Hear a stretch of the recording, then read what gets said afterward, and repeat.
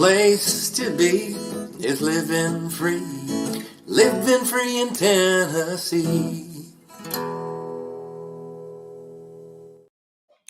Welcome to Living Free in Tennessee, where we talk about building the life you choose on your terms. Today is Monday, July 14th, 2025, and this is episode 1062 of Living Free in Tennessee. And I've got a whole couch full of stuff. Like you can see all the stuff on my sofa there. I just got back from California helping to care for Mama Sauce, who got a knee replacement, and she is recovering really well, but way better than last time. So that's good news for us. Also, I came home to a bushel of green beans. So I'll be snapping green beans while we have this chat today, which is why we're in the living room and not the studio. But today we're going to do a follow-up on the Victor Victim episode I did last week. Yeah, Pip and I's definitely good news that Mama Sauce is doing so well.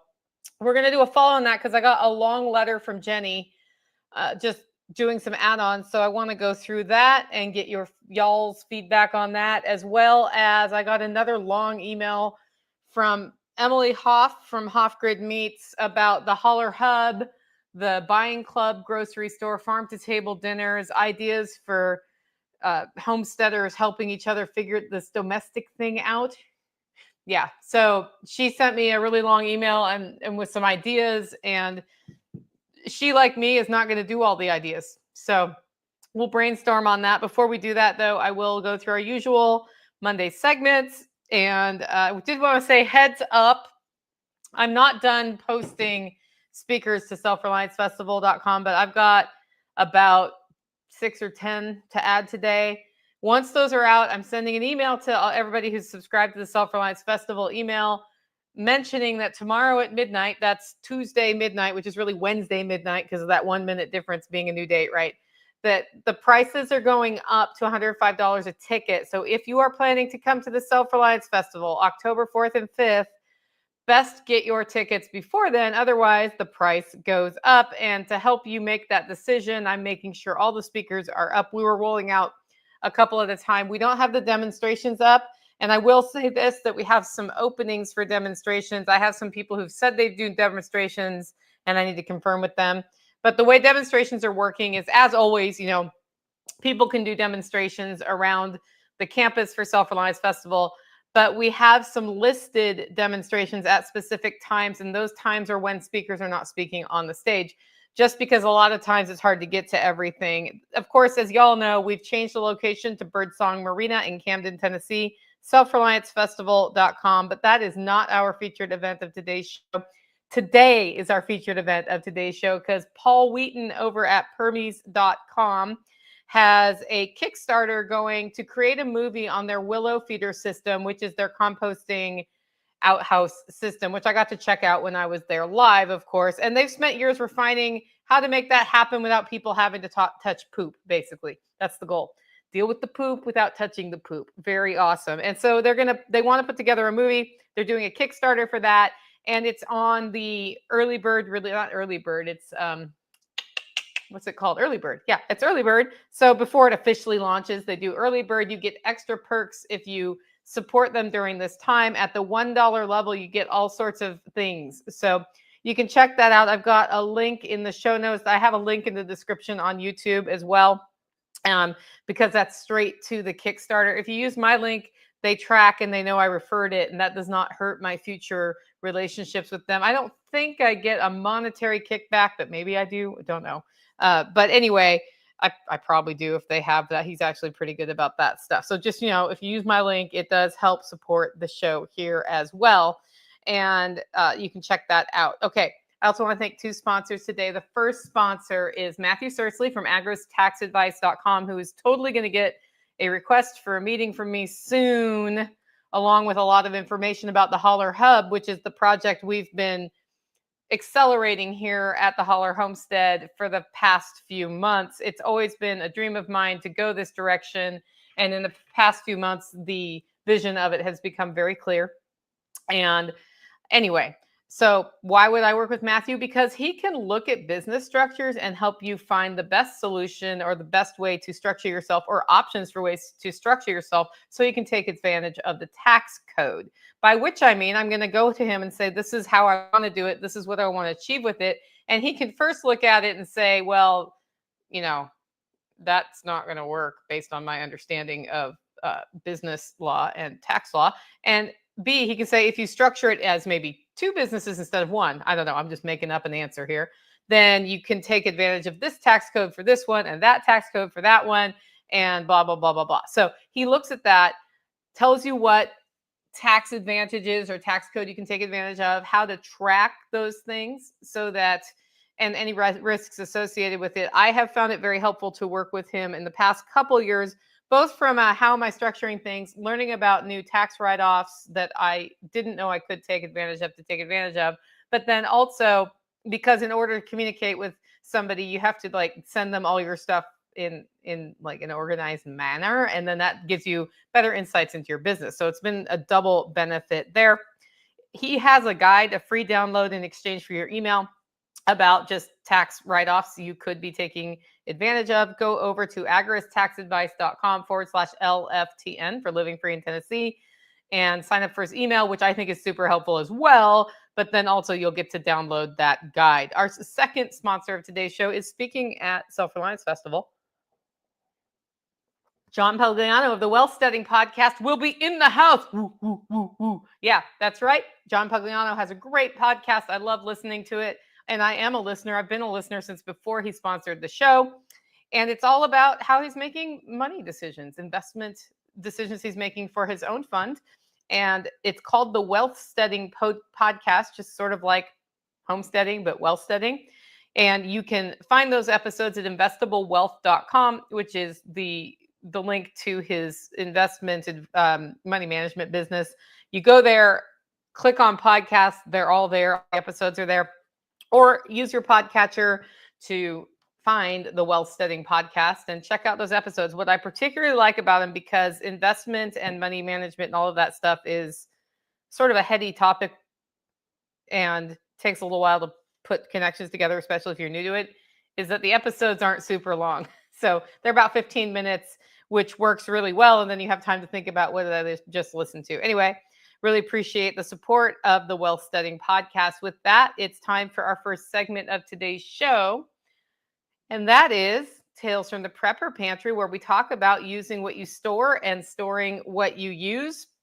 And right now we're in a storing mode, right? One of the things we're storing are green beans. I have a whole like printed out show note here so I can be out here in the living room, don't have my second monitor, right? So Tactical went to the farmer's market. I was out of town and there was somebody who had extra green beans. So he got them for me and I came home to a canning project. And that means that we will be getting one step closer to our goal of 60 jars of green beans put up for the winter. I also am starting to get beans from the ones I planted. I expect next week that, assuming the weather goes well, that we will have a half bushel or bushel of green beans from my garden. And my garden's a lot smaller this year because we moved it. So that was pretty awesome to come home to. We'll see if I get more bushels of beans. But so far, the first bushel of beans I got, I think 18 or so jars. So by the time we get through about 3 bushels of green beans, that should be enough for the winter.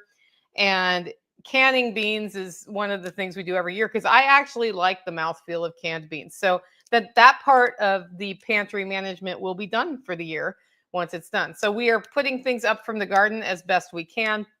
I've got a bunch of this chard I harvested before I left that I'm going to saute the stems up and make that recipe I shared last week.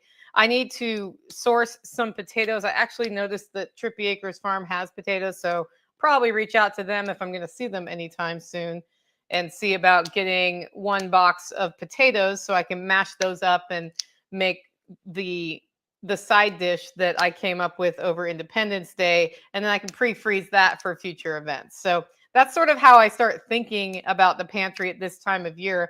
To what extent can I reasonably preserve the abundance coming from my garden, but also can I source things in season for less and put them up in a way that I want to eat them? Because the one thing I could do with Swiss chard is just take all those greens and put them in the freezer and then say I'm going to use them in a saute in the winter. And the truth of the matter is, I'll totally use frozen diced peppers in the winter for a saute, but I will not.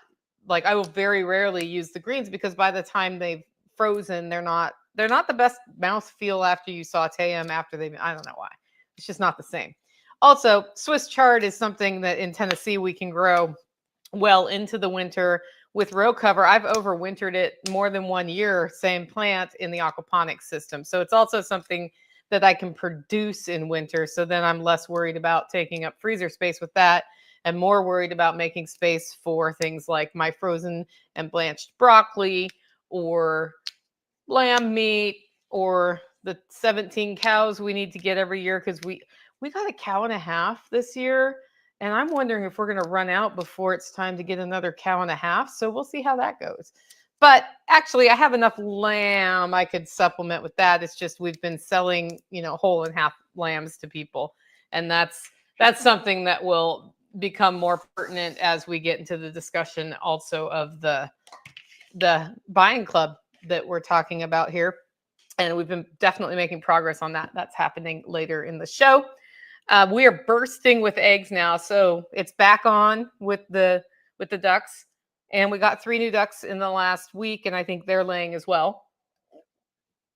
And alas, my freeze dryer is broken. And it's been broken for more than a year now. And it's literally just up to me to spend the time to troubleshoot which part I need to order. Harvest Right has actually been really great to work with on this. And the only issue I have is that I need to dedicate time to it. And I keep saying I'm going to, and then I keep not. So we will see how that goes. But it would be nice to start maybe freeze drying some eggs. But the good news about eggs is they do last a long time, just at room temperature. And it's possible that we'll toss some eggs into the buying club when it launches. So it just depends on how quickly I get that launched, right? That's a key part of it. And I'm pretty sure that might involve a phone call with Matthew, but we'll see. Or somebody. Farm to Table Legal Defense Fund comes to mind as well. Okay, that's everything from the pantry. There's not a lot of other stuff going on. I was also gone all week. So, I just had... So every so often when I'm snapping green beans, I get strings. And these are not supposed to be stringed, but every so often there's a rogue green bean in there, which is why I snap them instead of cut them, because then I know, because there's nothing like trying to chew one of those strings after you've cooked them. That's right, you guys are going to get full on distracted, Nicole, in this episode because I'm also snapping beans. By the time we get to the main topic, though, I will stop because there's some heavy thinking to do as part of that. So, okay. Next up, we have a frugality tip, and it's this: meal planning keeps you from eating out, and it's healthier. It's something we were working on in California because I was there with my sister who has a very busy family life. And then, of course, with mom in recovery, the temptation was to order takeout. And we did not order takeout one time, but there was a point where it was getting a little harrowing as far as trying to get everything done. And we did just finally sit down and say, okay, let's get a list of 15-minute meal ideas that are easy to make so that a child can make them, like a teenager child, if they're in charge of that day. And then make sure we have the grocery list for it. We actually did use ChatGPT to help with this, but the actual meals that we did were different than that. But it made me think in former times when we've been in crisis in California, we've gotten takeout a time or two, and that costs $50 every time we do it, So this time, 0 times, and it was all because we took a minute to plan that, and then we tag teamed a time where my sister could go stock up and get things set up so that would be easy. And I just thought I'd share that because it seems like an obvious thing, but then when I talk to people who are homesteaders and are at this time of year, we're in the homesteader overwhelm time where you suddenly, even though you have all this abundance coming off your house, you're thinking, wait, should I should I cook something from scratch, or I'm too tired, frozen pizza or takeout, or just don't eat tonight, right? Um, so a couple things that have made it easier for me with meal planning. Like this week, I meal planned today for my house, even though there's only two of us here. Uh, Tactical eats enough for three people, and if I don't start, if I don't know what's happening early enough in the day, then things aren't defrosted from the freezer and blah blah blah. So I made a whole plan for the week so I would know what was going on. But the other thing is that usually on the weekend when I'm in town, right, I can spend a little time preparing for the week, and making something like a cucumber tomato salad as a side dish that can come out multiple times works really well. And that one, I just cut up the cucumbers, I cut up the tomato, I mix them with balsamic and maybe some salt and pepper, or maybe some salt and oregano and pepper, and it's a delicious dish. It lasts 3 to 4 days without becoming weird and goopy in the fridge. And then that's one side dish I don't have to do anything with, that can come straight out of the garden on a Sunday. And it lasts Monday, Tuesday, Wednesday, which are my three usually craziest days of the week. Sometimes we have later crazy days, but that one in particular, that looks sketchy. That ends up being something that helps. And then having pre-cut up vegetables for stir fry.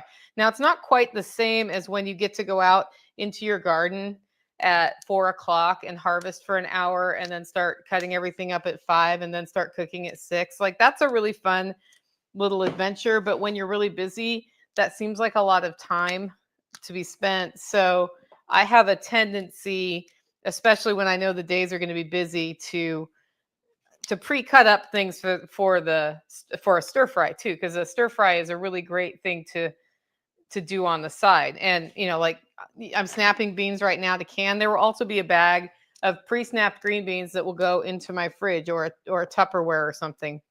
We've been working at getting away from using the Ziploc bags, just add on to the frugality tip, because they cost money too. And I can use Tupperware or glass storage containers, and that works just as well. But at the same time, don't let the perfect be the enemy of the good. Getting yourself a fresh jump on getting stuff prepared or planned out makes a huge difference. Beth Emily says, since mom worked evenings, she planned it all, and we had a night for supper. Yeah. And we all had a night for supper. Yeah. So when you have a family with kids, you can rotate who's in charge of the meal, and have the talk in advance. What do we need? What's the grocery list? That teaches your kids a really important lesson or skill for their future life, right? Where they can learn to plan the meals, figure out what they need at the grocery store, even do the shopping. Like, you can send them to do the shopping at some point. And then when they get out of the house for the first time, they're not faced with. I met a lady once at a store who had a package of fajita mix, had just moved out, 18 years old, just moved out of her house, kind of, like 18, time for you to get out. And she was asking me if the meat was in the fajita mix. So M says the Roar Tribe, they do that. Yeah, well, of course you do. That's smart. That's smart family management right there. But she didn't know if the meat was in the mix, and it wasn't clear on the bag. And finally, I decided, if they didn't say buy chicken and add chicken, that it was just, put the bag in the thing and sauteed up. And she was a little apologetic. She's like, I'm sorry, I'm 18. I just moved out of the house for the first time, and I have no idea how to cook. And I'm thinking, well, your mom failed you then, because you should know how to cook by the time you're 18. Even if mom doesn't want you messing it up, or is afraid what you're going to cook's not good. Like, how many meals did my mom have that weren't good when we were cooking as kids? More than one, I'm sure. But then if you're teaching your kid, they get over that, hump. And then you also learn what happens when you cook a meal that isn't good. You have to recover from that, right? And that means that you learn, you either eat food that isn't good because you don't have another option, or you learn how to adjust, or you cook something else. You learn, well, I guess we're having tacos now, and then you quickly cook up some taco meat, and tacos are pretty easy not to mess up. So that's a really good fallback. When I lived in the city, that meant we'd order pizza and have it delivered, which does not help you with a frugality tip. But I called it the pizza ripcord. We still have the pizza ripcord here. I have cauliflower crust pizzas in the freezer that I buy from Aldi, which we can cook if we feel like whatever happened warrants it being pizza night. And I usually put stuff on top of it and add sauce and basically make it more carbs and more calories than it is on the box, but that's fine. It's part of the whole deal. And having those convenience foods is really nice. And we're at a point here now where this week I'll be making meatloaf as one of our meals. And so I will make 3 meatloaves and I will serve one and I will freeze 2. And then that means that as a convenience food in my freezer, I have homemade meatloaf ready to go.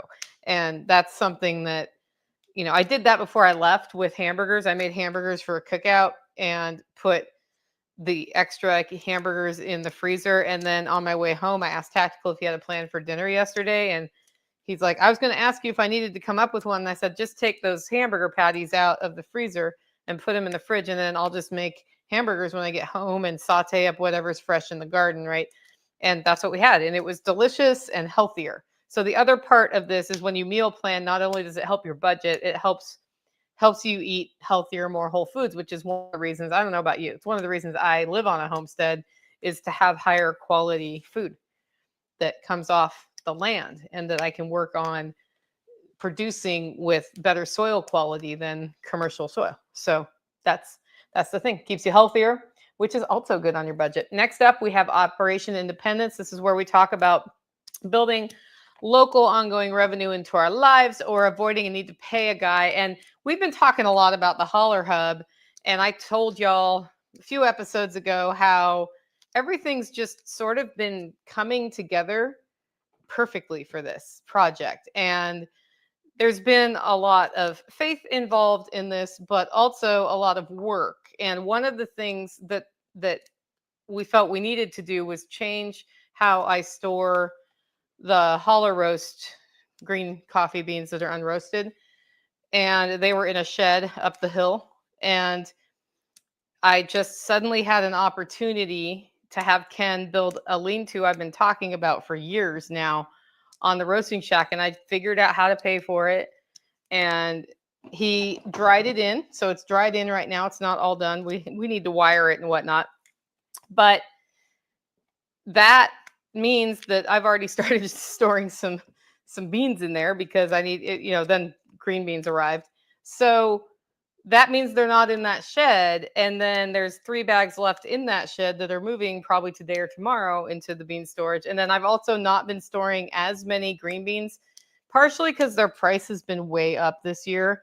And I think the price is going to come down a little bit again. I'm hoping it will. And when it comes down, I'll probably jump on buying a bunch of those green beans or unroasted beans. Basically, I'm snapping green beans, talking about green beans. I'm having a little bit of mental trouble with the term green beans because of that. But we put that together. And the whole time we were looking at like, where can we put an RV spot over at base camp maybe or somewhere so that we could move my glamper somewhere with a better view than just my swim spa, which is what it has a view of right now. Start renting that out and start getting revenue, because part of the Holler Hub model is let's get revenue so we can build it out so that it's based on, built with profit in mind so that it can go on and on and on, right?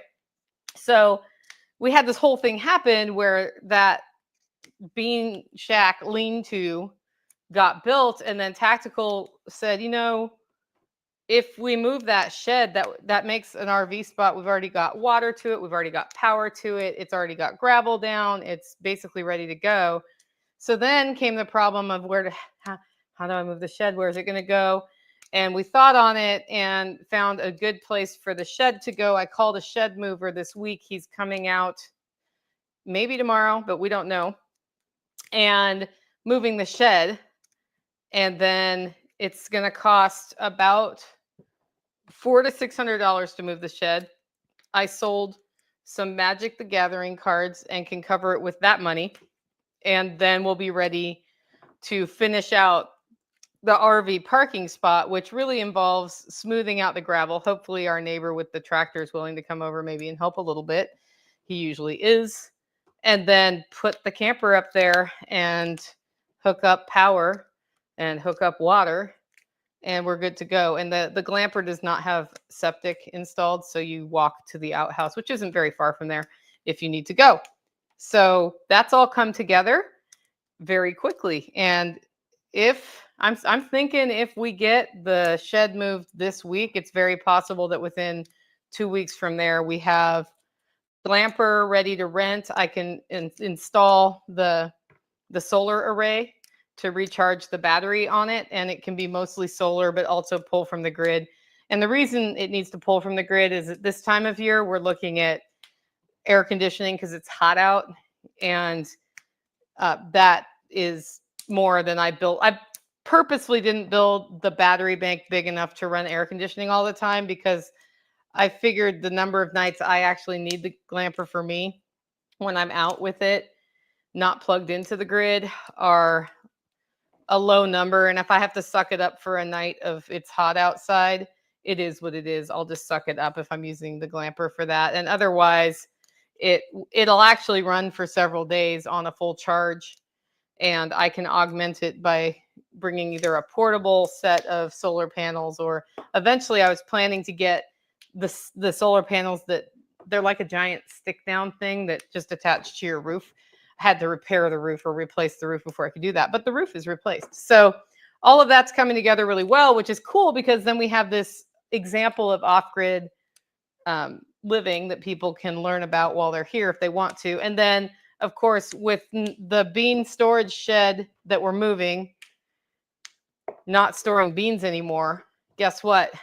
We can turn that into a camping shed as well. It has a window unit, same thing. So you can get cool at night if you want to, and then have yet another camping, camping scale location. It's not going to be a huge, tiny house with all the amenities, right? It's going to have a bunk. You're going to use, I'll probably put a sink in there so you can brush your teeth or whatnot, but you use the outhouse for the outhouse things. You use the shower house for the shower things. All of those things are coming together with the idea of increasing our role as an agritourism location, but also having a place for people to stay when we do these different events that we do here. It's kind of nice for people to be able to stay here. And then because we're near a really cool river and a really cool lake, we also tap into potential tourism dollars when folks aren't around. So that's all coming together nicely. And that's it for all of our usual segments of today's show. Next up, I want to talk about our 2 topics of today's show, which are basically listener feedback topics. And the first one came from Emily Huff. She heard about my Holler Hub project and got sort of excited. And I had reached out to her because I wanted to see if she would put her meat in the buying club. Because part of the Holler Hub, if you think about the Holler Hub, just draw this picture in your mind. This is what it is. There's a homestead in the middle. Think of like a wagon wheel. It's in the middle, and then there's spokes that are just coming out, and each one is a business unit. And not all these business units would I necessarily be running, but spokes coming out, and you've got Holler Roast Coffee, and you've got temporary rentals, and you've got some owned lots, and you have a Homestead grocery buying club that taps into different locally produced homestead items. And you have training and classes to teach people how to use those items, or canning, or cheese making, or how to keep your livestock in fencing, or how to go off grid with solar with Sean, right? Like all of these different things that we can do here. And it just like that, the wheel has as many spokes as it needs to have. And there's always room for one more spoke, but those spokes are not necessarily done. Those spoke products are not necessarily done by me. It's just I'm sharing the vision, right? And hopefully we'll have some partners come along over time. Well, one of those spokes is a buying club. And I started envisioning this as the country store. And I had already reached out to Emily saying, can we put your chicken in our country store? But if we define ourselves as a grocery store, the regulatory environment is different than if we are a buying club. So I talked to I talked to Josh in the Chattanooga area about their buying club and how they do it. And I said, what I'm really seeing at this point is that we take pre-orders, say on Sunday, and then they can pick up Wednesday through Friday or something like that. And in between there, the farms and whoever knows how much of which thing we sold. And then, they can deliver it so that we can put together orders for pickup. When you become a PMA or a private membership association, you have a little bit more flexibility in how you do that, right? So that's one of the things I was talking about, and this is what not Em just commented on my live stream. Anyway, Emily just wrote this to me, and she said, first off, I listened to the interview with Tactical and so very much appreciated him sharing his story. I found it really impactful and also inspiring, and continue on my own healing journey and personal growth. Hopefully some new ideas. Okay, so Tactical's interview has connected us with a lot of people on healing journeys. And one of the reasons we're putting together the Holler Hub is that people on healing journeys can come here and tap into the peace and maybe share some things with each other. And I've had a number of people reach out about that, including some people from our network who can help connect them with healing ideas. So, second, last week's podcast about how a victor or victim was also helpful in the midst of burnout season for a lot of farmers, especially production-based ones. Yeah, that is 100% true, that this is burnout season for homesteaders and farmers. And it's because you both have hyper production and hyper try to keep everything alive because it's really hot out at the same time. It's got all my wheels turning again about an idea I had exactly a year ago after talking with another market vendor friend and being sick of all the sundresses and floppy hats and picturesque, unrealistic homestead Instagram crap. It's funny because I see that happening in the homestead presenter lineup a lot.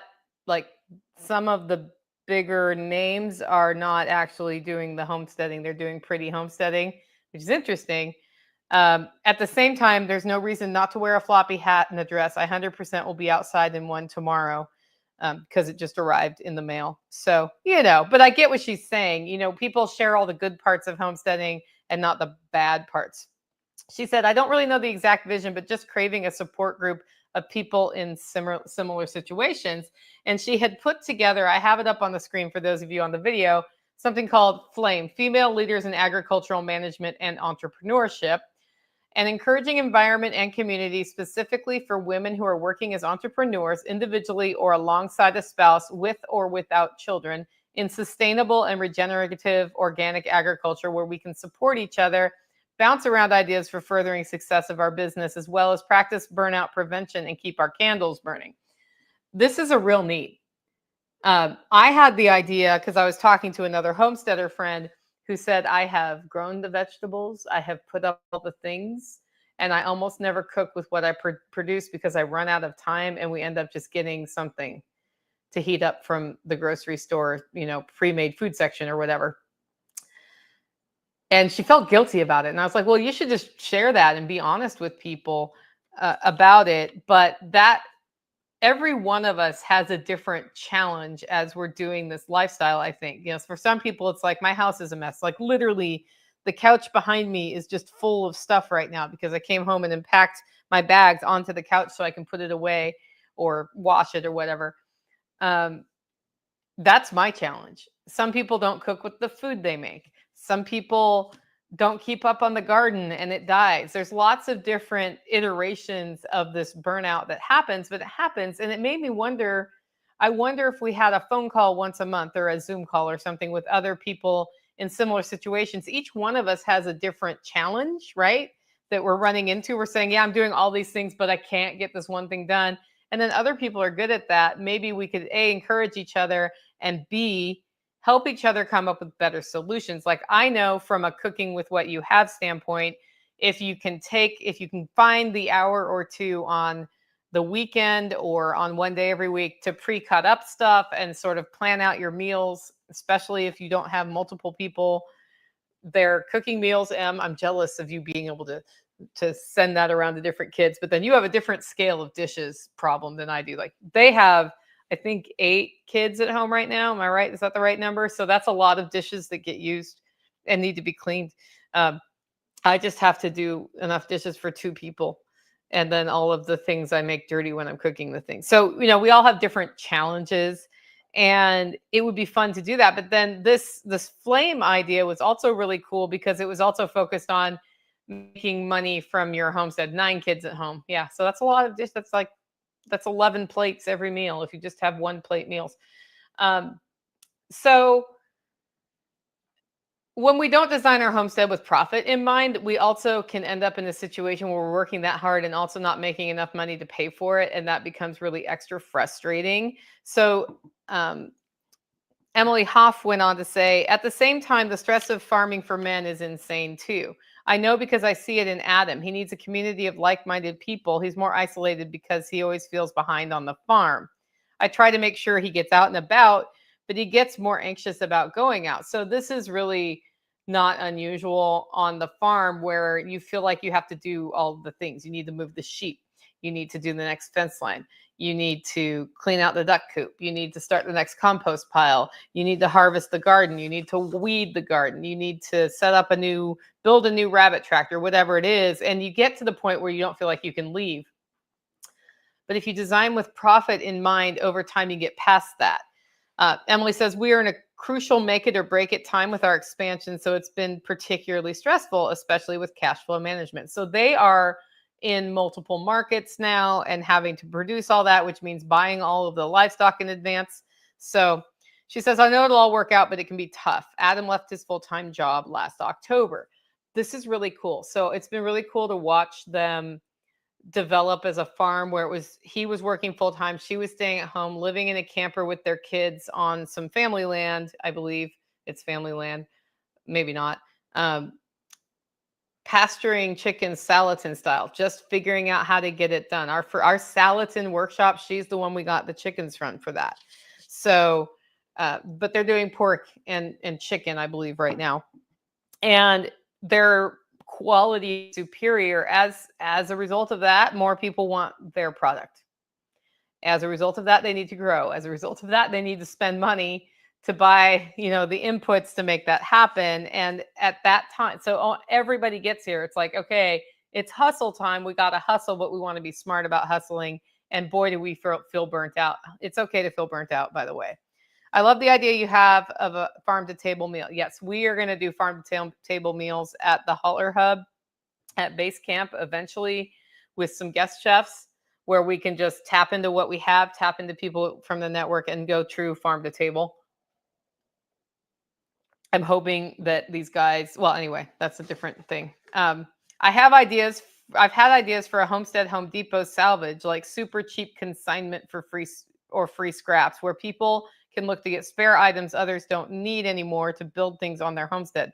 The bad thing is I know everybody likes to keep their own personal junk pile because they might need it. But used lumber, scrap metal, animal feeders, heat lamps, waters, fencing, etc., can help people get started or attain something on a budget. If somebody was willing to organize that, that would make a really good spoke of the Holler Hub. You may not coordinate it on my property, though, because I don't want junk piles on my property. We're actually reducing our junk piles because it is true. You don't want to have to buy things unnecessarily. But if you keep so much stuff and it's not organized, then you end up keeping stuff you can't find and buying things anyway. So you got to find that happy medium. So yeah. She also talked about a feed source that I don't think you guys need to hear. Anyway, she said also on a personal level for our business, if you get a PMAI plus, I'm guessing you could custom butcher a hog and still sell the individual cuts to Holler Hub members. There's some gray area there that I don't know about. If it was legal that way, it would save people a good bit of money for super high quality pork. And she has pigs available, 20 pigs ready in another month. So, if we get the Holler Hub up and running, we probably can do some initial runs of premium pork. And we could, in theory, butcher them ourselves. And that was actually something I was talking. I think that's going to be different, state by state and based on how much risk you're willing to take on letter of the law versus what's right. So when a buying club pools everybody's money and buys a pig together, they own the pig. And then if they also butcher the pig and take part of the pig in exchange for a percentage of what that pig would cost money wise, I don't see why that would be a problem. A bureaucrat may actually disagree with me, don't care. I do know that I know other farmers who do this, not as a buying club, but just as a shared purchase with multiple people in buying clubs. And they have documents that clarify what is owned of the pig by the people who buy the pig, and what they keep. It says so where they are in their state, they are required when they do that to keep part of the pig, so they keep the guts and the bones. And then they show people how to butcher their own pig that they bought from the farm with the tools on the farm. So you see where there's ways around going to a USDA processor at that point. So I just think that it's interesting how much buzz is coming from the Holler Hub and how many people we have in our network who can participate. So we're running forward at full speed, but everybody has ideas, and then we just need to work out how do those ideas implement best. And meat by the cut that is not USDA inspected, even premium meat, like it's going to cost probably more than cheap meat at the grocery store, but the product you're getting is better, and it's going to be a lot less than paying $18 a pound for pork chops, for example, or whatever the going rate is right now. And it might be about 18 for that kind of pastured pork that's followed by poultry to clean up any potential parasites and handled gently, basically. The pigginess of the pig, as our friend Joel Salatin would say. So I don't know. That's all been, going through my head. And what I'm realizing about the Holler Hub is I'm used to just running things and getting it done. And this one is not going to work that way. There have to be community members who take a spoke and build the spoke, or there will not be very many spokes. Because my goal with the Holler Hub is to build something together, but also that we're not burning out, because it's very easy to burn out, and then you just stop, and then nobody wins in that situation. So yeah, M from M Rorman said it can come with education. Exactly. You can teach a class about how to butcher, and people can go with meat home with meat for free that they butchered in the class. Just pointing that one out too. Okay, so that's everything. That's the update from the buying club. I am pushing to have an iteration of the buying club in early August right now, and start taking orders and start leveraging any farmers I know who want to participate. If you hear this and you want to participate, you should reach out to me. And it's going to start really small scale. What Josh does is they get stuff from Azure Standard and some other places so that people can have sort of a one-stop grocery experience, pre-order only.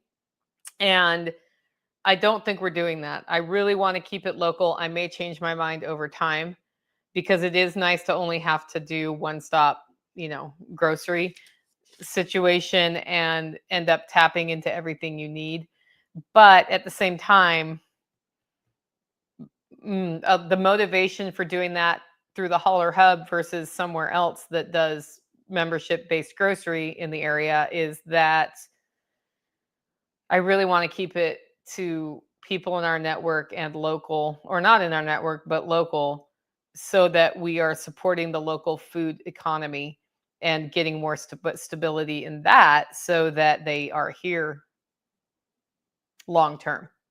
And something that I've seen happening in this year is that people are less worried about economic stability, so they're pulling back from supporting more of the local thing. And if we have supply chain problems again, which would be very easy for us to have, we already have some in some places, having that robust local food resource network would be Really good. So I'll keep you guys informed as that moves forward. The second, so this is like a listener feedback show. I tricked you by not calling it that. The second thing I have is a pretty long letter from Jenny about the victim versus victor show we did last week from the perspective of a victim.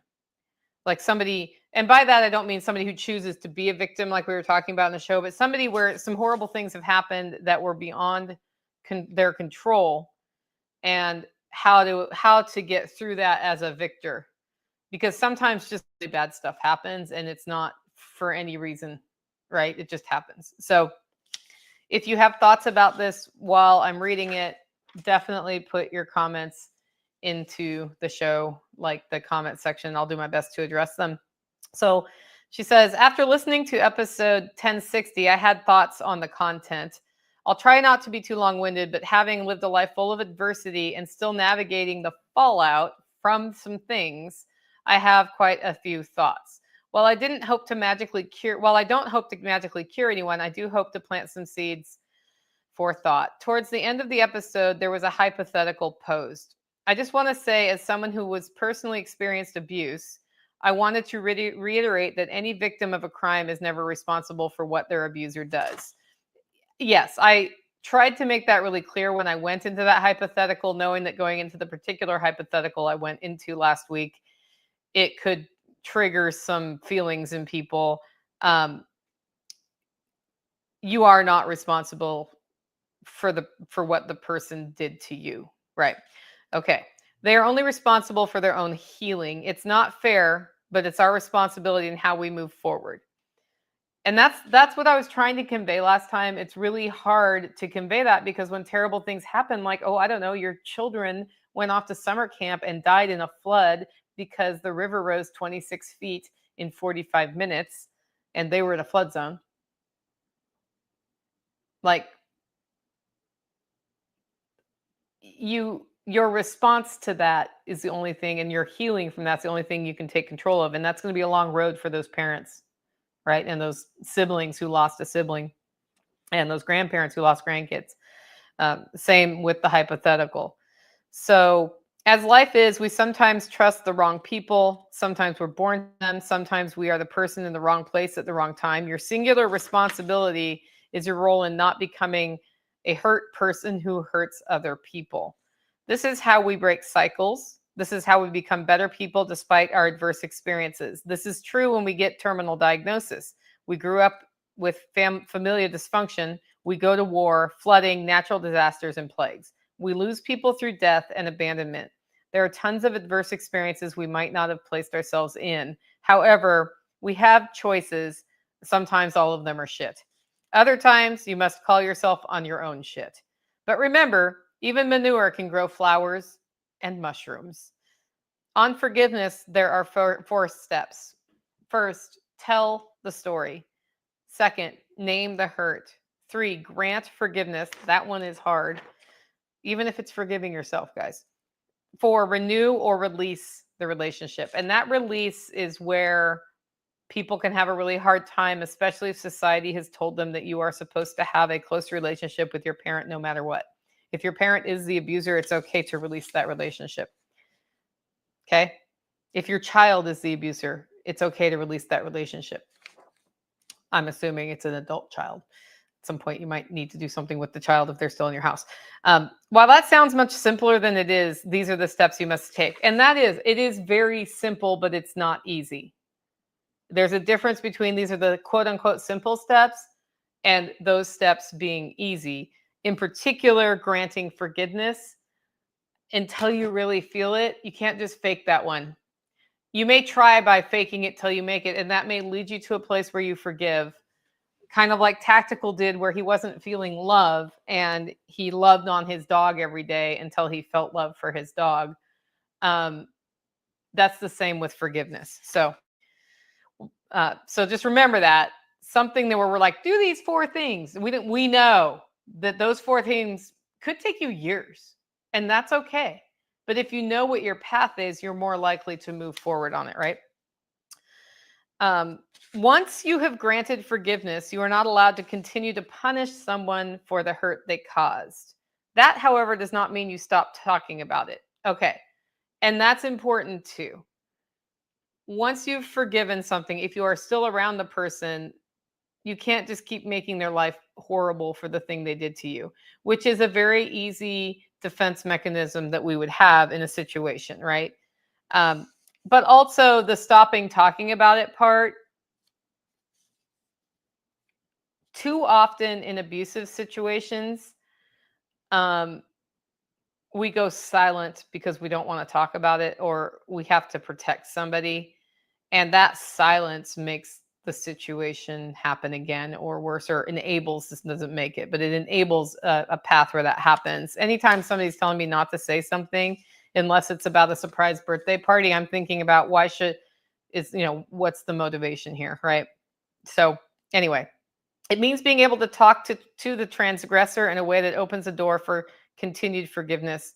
Telling the story doesn't mean you stand on stage and out the person. It means you speak directly to the person who caused the hurt. It means you reach out to trusted allies for perspective and support.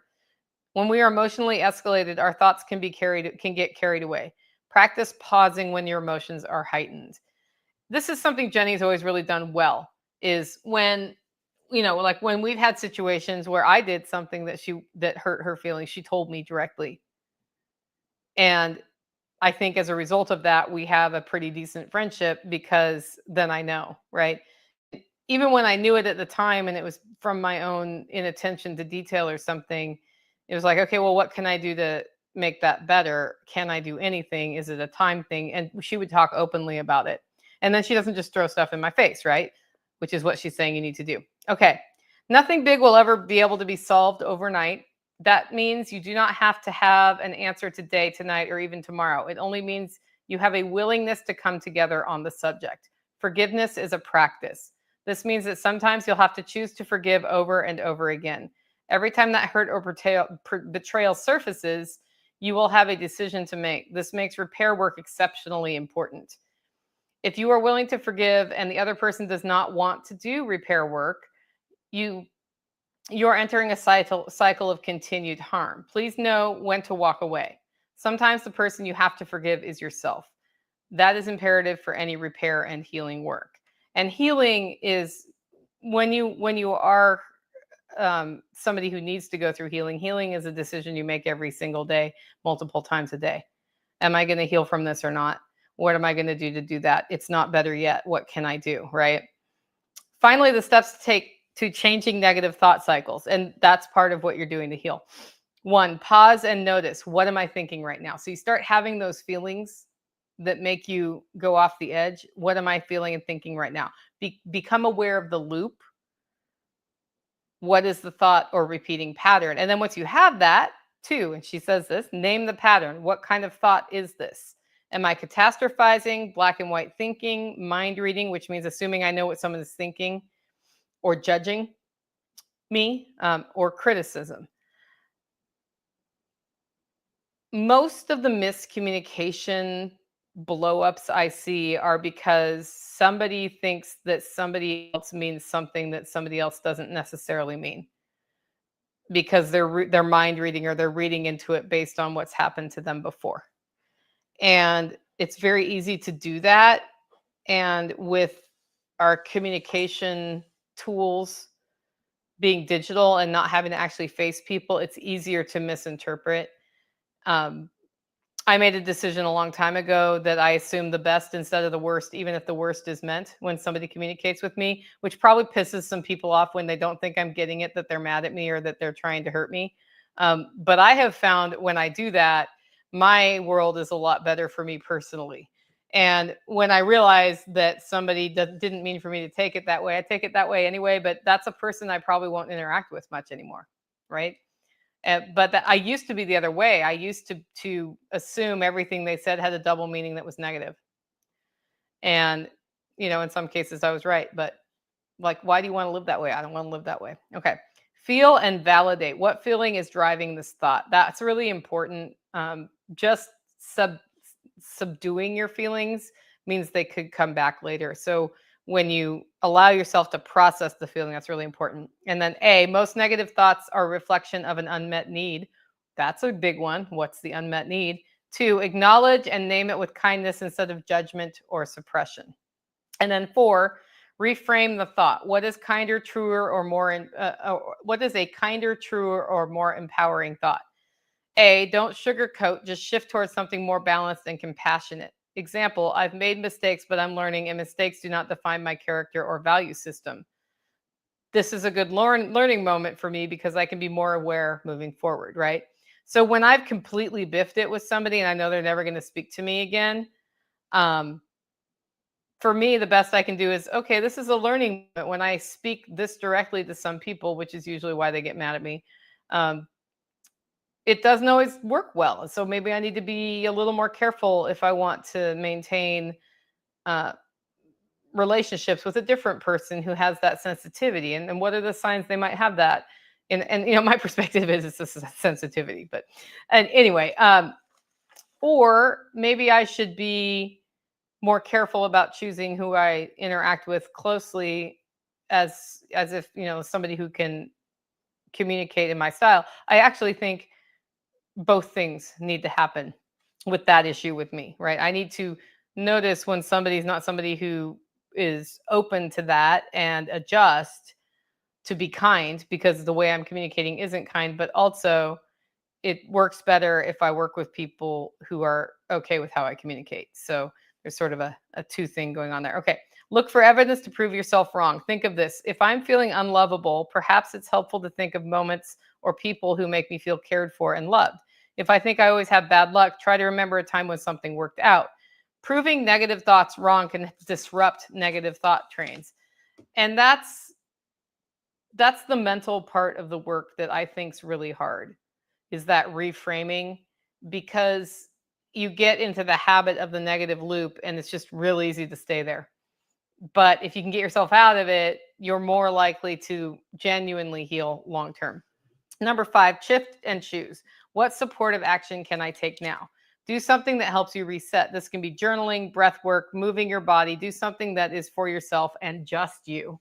That's right. It's okay to do something for just you. Just saying that.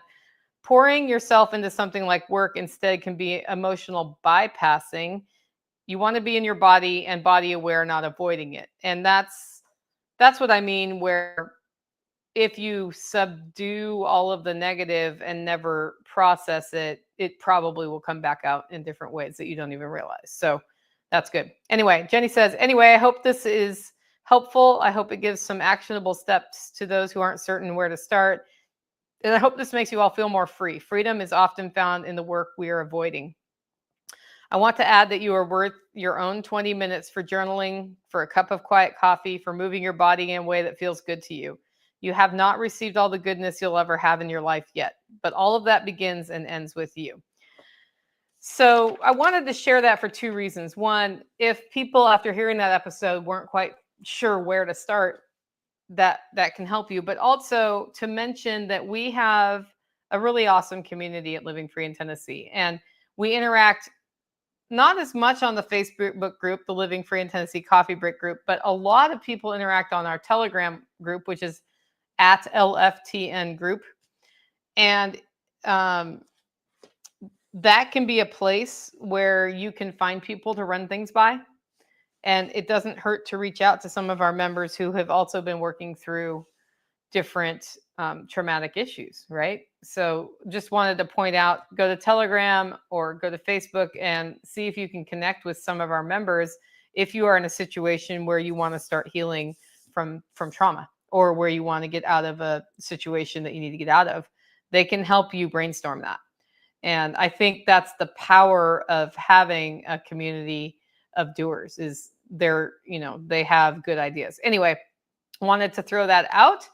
Guys, if you like the show and want to support the work we're doing here, you can do it in 2 ways. 1, get your coffee at hollowroast.com. 2, consider becoming a member. Go over to livingfreeintennessee.com to find out more about that. With that, go out, make a great week.